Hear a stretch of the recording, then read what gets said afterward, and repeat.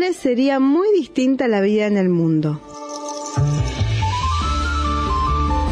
Cuidándolos, protegemos nuestra propia vida. Conozcamos nuestros árboles. La ingeniera forestal Andrea Garrido nos detalla en Aires de INTA la vida de cada árbol.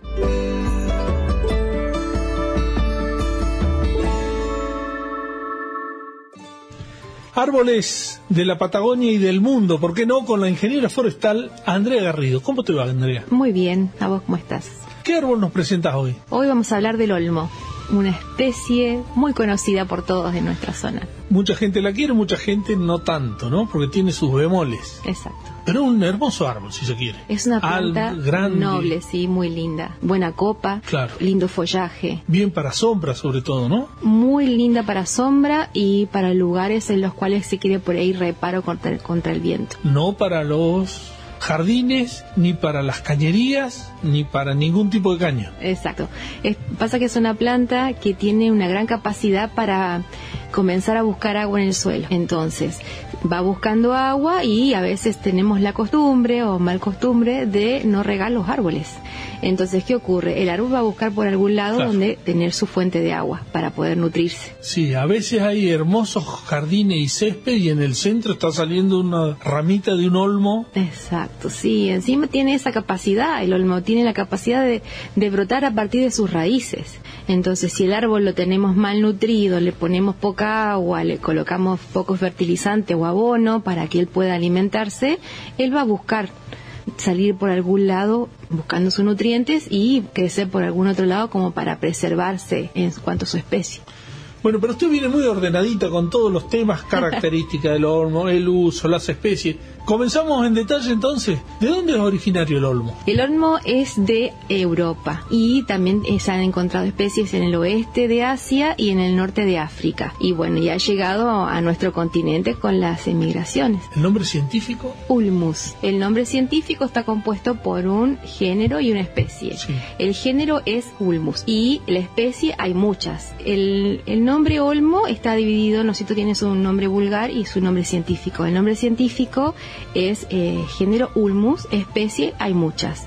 Puede ser pumila, procera, minor y hay otras muchas más, depende de los países y lugares en los que se encuentren. ¿Y no todas se dan acá? Y no todas se dan acá. Justamente acá el más conocido es el pumila y el minor, esas dos especies. Me llamó la atención que el pumila enano, quiere decir. Claro, en su especie. Claro, sí. Pero estamos hablando de un árbol de 30 metros. Sí. Entonces los otros son más grandes. Son mucho más grandes, sí, son árboles que crecen bastante, sí, superan los 30 metros, en las condiciones ideales.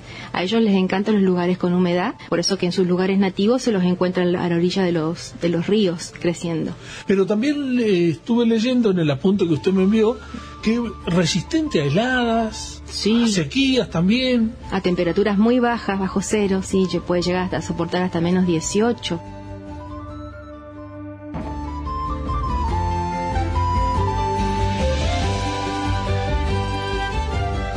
Continuamos en Aires de INTA con la ingeniera forestal Andrea Garrido hablando de árboles y específicamente de el olmo. Si yo quiero plantar un olmo, ¿cuáles serían las cosas que tendría que considerar? Primero, que tenga espacio, que tenga un lugar en el cual le permita crecer tanto en copa como en raíces, que no esté cerca de cañerías, lo más lejos posible de un lugar donde tenga alguna pared, más o menos calculando unos 10 metros de distancia con respecto a lo que es una pared, una cañería o que se sepa dónde hay una cañería. Una vereda. Exacto, una vereda, lo mismo. Que tenga lo posible un buen riego y que una vez al año, 2 veces al año se le coloque un abono, puede ser o químico u orgánico.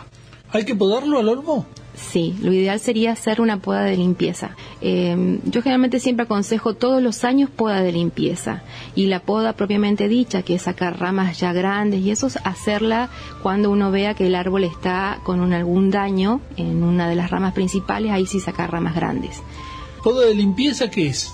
Sacar las ramas secas, las que estén cruzadas, las que se vean que están afectadas por alguna enfermedad y quizás bajar también un poquito lo que vendría a ser el tamaño de copa, que es bajarle un 10% de la copa total, pero nada más. El olmo, originario de Europa, pasándolo en limpio para yo a ver si me acuerdo, porque después me va a tomar lección y no me voy a acordar. También estaba en África, vino con todo lo que vino de la época de la conquista a América, se desarrolló acá, y la variedad que tenemos acá es la pumila. Pumila, sí, que también es siberiano, llamado olmo siberiano. Que también veía que lo hacen bonsái, que sí, es el ideal para hacer bonsái. Porque tiene la hoja chiquita. La especie pumila viene más del tamaño, viene de la hojita que es chiquita. Ajá. De eso. Porque hay olmos que tienen las hojas bastante grandes, como hasta del tamaño de más o menos de una mano. En el cambio la hojita chiquita, es la que vemos casi todos los olmos acá en la zona. Acá en la zona, sí. Y ahora lo que me interesa a mí, y eso me gusta siempre, es, ¿sabías qué? Prepara usted, ¿sabías qué del olmo? ¿Qué tenemos con el sabía qué? Una de las cosas que investigando sobre el olmo me parecieron interesantes fue que se lo utilizaba en la época de los griegos, antes de Cristo, se lo utilizaba como soporte para las vides. Ajá. No se colocaban las vides como actualmente las conocemos en parrón o en línea, sino que las hacían crecer en el olmo para cosecharlas después desde el olmo. Así que el olmo tiene su historia y ha prestado un servicio interesante a la humanidad. Claro, aparte lo usaban porque resistía el viento, entonces la parra no se azotaba. Buen dato ese. También que sirve para alimento a los animales. Ah, sí, se utiliza lo que es las ramas finas como forraje para las ovejas o las vacas, les encanta. Y también las palomas. A las palomas, las semillas les encantan las palomas.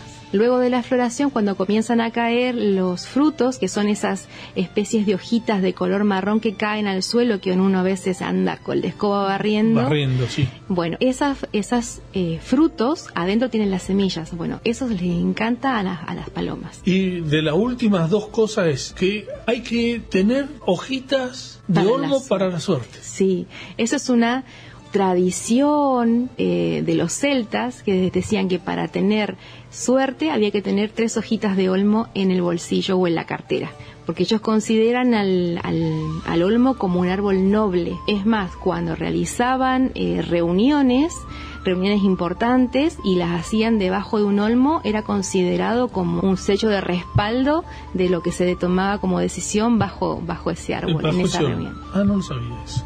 Bueno, estuvimos hablando del olmo y, si me permite, casi una obviedad. En este caso, le supimos sacar peras al olmo, en mi caso precisamente, porque usted ya lo sabía, pero aprendí algo más. Y ese tradicional dicho de no le pidas peras al olmo, en este caso no se da, porque yo aprendí algo nuevo. Entonces, al menos salió algo que sirve. Aprendimos todos un poquito más. Gracias, Andrea. Por nada. Escuchábamos al ingeniero forestal Andrea Garrido, que nos vino a instruir sobre algún árbol que está acá en la Patagonia. En este caso es el olmo. Vamos a ver cuál es el próximo.